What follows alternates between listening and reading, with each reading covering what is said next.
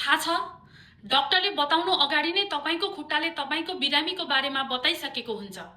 यी साइनहरूलाई तपाईले अगाडि नै पत्ता लगाउनु भयो भने भविष्यमा लाग्न सक्ने एकदम डेन्जर बिमारीहरूबाट तपाई बाँच्नुहुनेछ। साथै अरू थुप्रै बिरामीको चान्सेसलाई तपाईले समयमै रोकथाम गर्न सक्नुहुनेछ।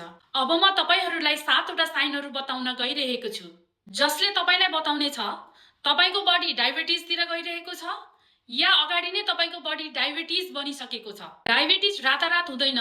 डायबिटिज हुनुभन्दा धेरै वर्ष अगाडि नै तपाईको बडी इन्सुलिन रेजिस्टेन्स बनेको हुन्छ।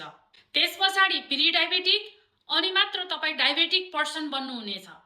पहिलो साइन, तपाईको खुट्टाको नङ एकदमै खराब देखिन थाल्छ, एकदमै थिक र पहेँलो कलरको देखिन थाल्छ। नम्बर 2, तपाईको खुट्टाको पैतालाको भागबाट सेक निक्लिन थाल्छ, तातिने या त तपाईलाई कहिलेकाहीँ एकदमै दुखाइ पनि हुन थाल्छ। नम्बर 3, तपाईको कुर्कुच्चाको भाग यस्तो देखिन थाल्छ, स्किन चर्किनुको साथै सुक्खा देखिन्छ।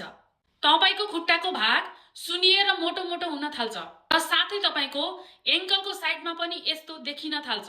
नम्बर 5, तपाईको खुट्टा शून्य मोडमा पुग्नेछ। तपाईको खुट्टाको भागमा टच गर्दाखेरि तपाईलाई केही थाहा हुँदैन अथवा फिलिङलेस। नम्बर 6, तपाईको खुट्टामा लागेको चोट निको हुनलाई एकदमै टाइम लाग्छ।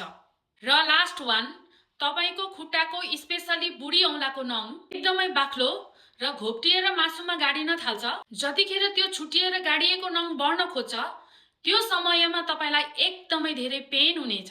तपाईको पनि खुट्टामा कहीं यस्तै किसिमको कुनै साइन देखा परिरहेको त छैन? देखा परिरहेको छ भने समयमै ध्यान दिनु होला।